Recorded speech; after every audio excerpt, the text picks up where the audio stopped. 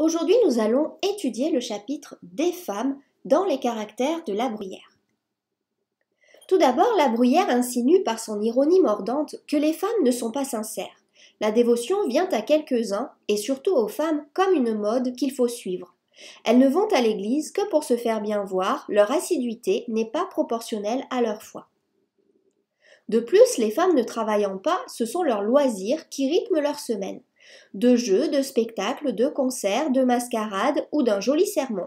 La gradation de ces activités montre que les femmes considèrent la messe comme un spectacle où il est de bon ton de se montrer pour redorer sa réputation. Or, ce devrait être ni un spectacle, ni un loisir.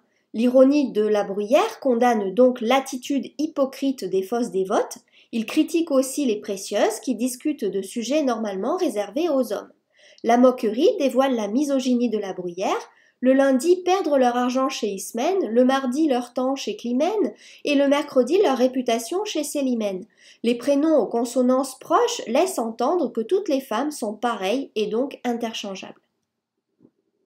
L'opéra est un endroit sérieux. Il convient donc moins aux femmes que la comédie, puisqu'elles ne pensent qu'à s'amuser et ne semblent pas aptes à s'occuper de sujets importants.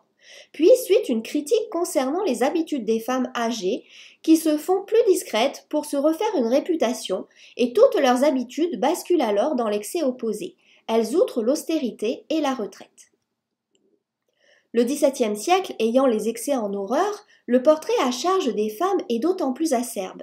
Son argumentation est soutenue par les nombreuses exagérations. Elles n'ouvrent plus les yeux qui leur sont donnés pour voir. Elles ne mettent plus leur sens à aucun usage. L'ironie est également employée pour se moquer de la logorrhée des femmes, le fait de parler tout le temps. Chose incroyable, elles parlent peu. La Bruyère semble parfois complimenter les femmes en disant qu'elles savent penser, mais les qualifier ensuite d'orgueilleuses et de commères. Elles pensent encore, et assez bien d'elles-mêmes, comme assez mal des autres. Les femmes mûres n'étant plus aussi séduisantes que les jeunes femmes, elles essayent d'être les plus vertueuses. Ces excès de vertu, causés par l'orgueil, devient alors un défaut. Il y a chez elles une émulation de vertu et de réforme qui tient quelque chose de la jalousie. Mais la litote, elles ne haïssent pas de primer dans ce nouveau genre de vie, insinue que les femmes sont contentes et fières d'être premières quelque part.